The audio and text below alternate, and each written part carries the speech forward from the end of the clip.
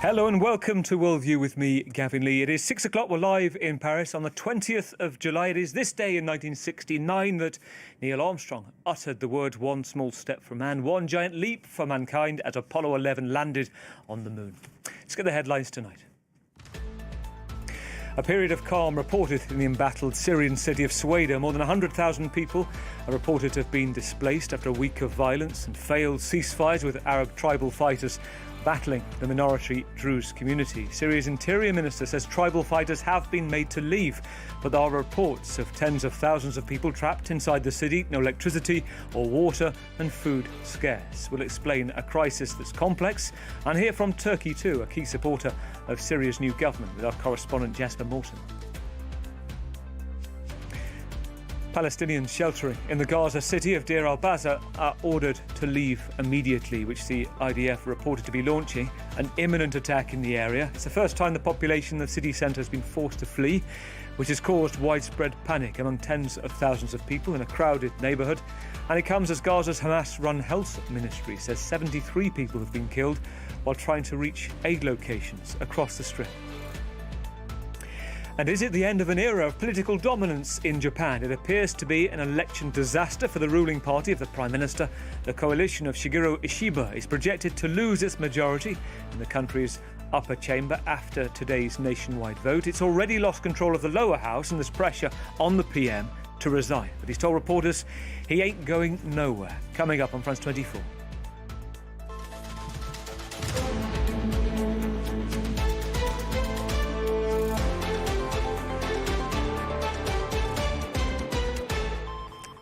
Let's begin in Syria, where reporters on the ground outside the southern city of Sueda say the accounts coming from inside in the past 24 hours have been of total anarchy, of mass looting, mass pillaging, substantial deaths as well. There are reports of at least 30,000 people still inside Sueda that do not dare to leave their homes after being under attack from Arab tribal fighters for the past week, with street battles inside the city. It is complex, with the new Syrian government of former Islamist rebels announcing a ceasefire 24 hours ago, brokered by the US. But the ceasefire was between Syria and Israel, which bombed Damascus on Tuesday and Wednesday, ostensibly to protect the Druze community. But there's a reported relative calm right now, with the Syrian forces saying that Arab fighters have left the city. Let's get an update from Shirley Sidbon. Once again this Sunday, forces loyal to the new Syrian leader were deployed around Sueda, the Druze stronghold. After days of intense fighting and violence against civilians, a ceasefire has taken force and the province appeared calm on Sunday morning. If a deal is reached and everything is done, then fine, but the Druze have to hand over their weapons, transfer the injured and those killed. In recent days, Bedouin militias fought with local Druze militias.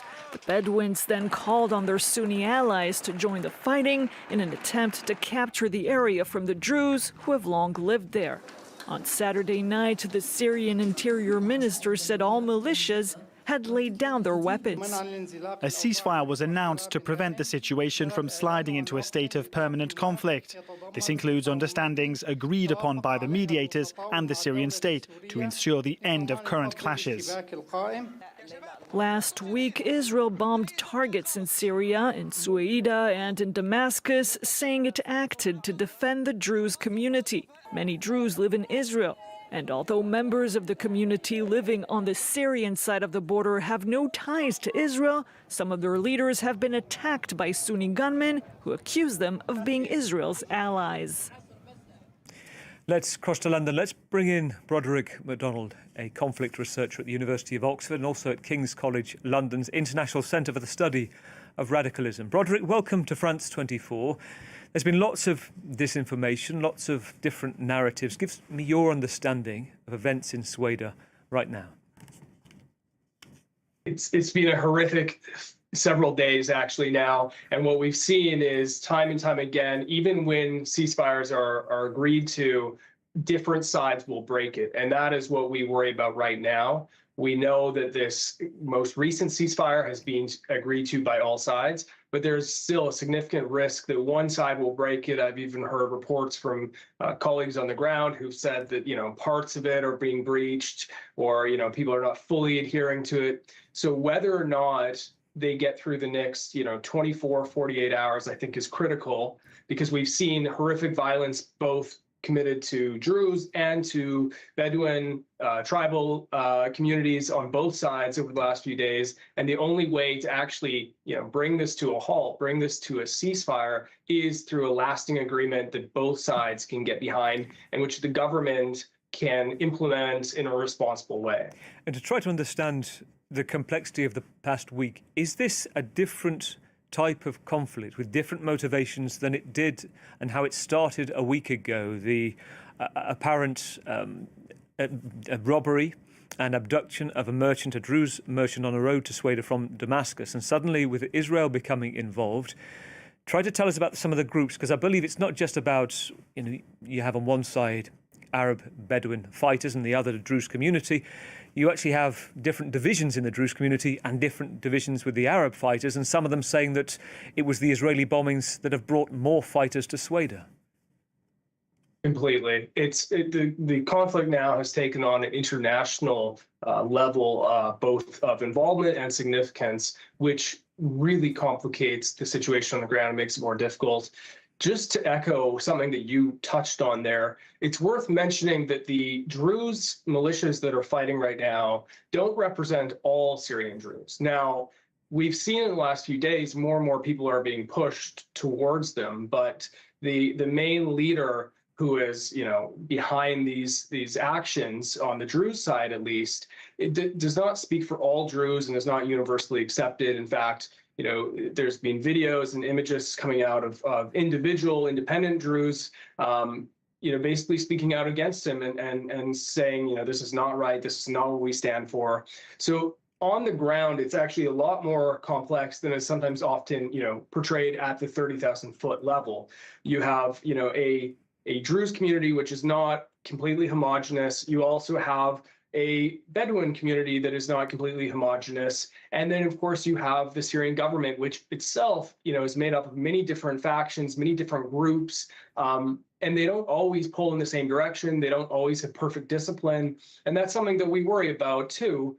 We want to see the central government play a responsible role, but we're also aware that this comes after previous attacks and previous civilian abuses, both on the coast and elsewhere, committed by some rogue elements or some undisciplined elements of the central government. So when you are looking at the success of a ceasefire or an agreement, I think it's critical that you look at each component of the various parties involved in this. That's a very good point. Let's try to do that, because if you look at the Israel narrative we've heard throughout the week, which is that they're protecting the Druze community, and you touched upon it a moment ago, from reporters on the ground there, and I've spent time in Syria in the past, there are Druze in Syria that aren't particularly aligned with Israel, and the reporters on the ground just outside Soweto at the moment talk about how a number of the Arab tribal groups say that their ire right now is on the person that you mentioned, this Druze leader called Hikmat al-Hajeri, who's a powerful cleric who's called on Israel to intervene. Does that get to more of the heart of particularly why we're seeing this ceasefires being breached? Yes, I think so. It's on all sides. You have different leaders and different factions pulling in different directions. But I do think it's important when we think about the future of Syria and the future of reconciliation to highlight that point that you just made, which is, the leader on the Druze side does not speak for all Druze. Now, I'm not saying he doesn't have, a significant presence and whatnot, but there is, Druze who go against his position and certainly do not agree. We're talking about, a religious minority that is spread across, different parts of Syria, Lebanon, Israel, occupied Golan Heights, and more. So it's only natural that this is not a homogenous community, and it doesn't, universally act in the same way. On the flip side, on the Bedouin side, we've actually seen more international unity as well. Just yesterday, the Jordanian tribes put out a statement saying that they would support their Syrian counterparts. And of course, on the Bedouin side, this is also a community that stretches across borders, from Syria to Jordan to Saudi Arabia to Iraq. So this is why I think in part it is taking on this more international layer. And of course, Israel getting involved only furthers that. I've seen some incredible reporting from a journalist I know very well, who is working for Sky News at the moment outside Soweto, who's filmed, this is Alex Crawford, some of the fighters who've been leaving, the tribal fighters, with incredible amount of looted goods. And that also complicates it again. Going back to the point about, is this about one person, one issue? This is pure chaos, pure looting, and reports of pillaging and rape too. It's true. And I mean, as a conflict researcher, I can tell you in any conflict, anywhere around the world, you often see, much of the worst violence, even just being committed by people who are not aligned with any group. Sometimes these are simply civilians who are, trying to capture or steal or pillage what they can because they fear for their position. In other cases, it may be a certain individual settling a grievance with somebody in the community that they've, long had an issue with.